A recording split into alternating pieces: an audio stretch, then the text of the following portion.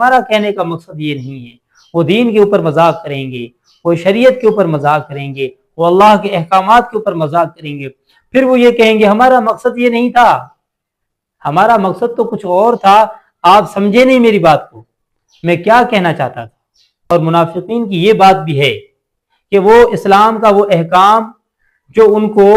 अच्छा लगे, उनके लिए मुफीद हो, तो दिल और जान से उसको मानेंगे और उसके ऊपर अमल करने की कोशिश करेंगे और लोगों को बताएंगे कि उसके ऊपर अमल करें, ये तो अच्छा काम है, ये तो बहुत बेहतर काम है इस्लाम ने जो हमें बताया है, हम खुद भी करें और दूसरों की भी इसको तरगीब दें। और ऐसे अहकाम जो मुनाफिकीन के खिलाफ हों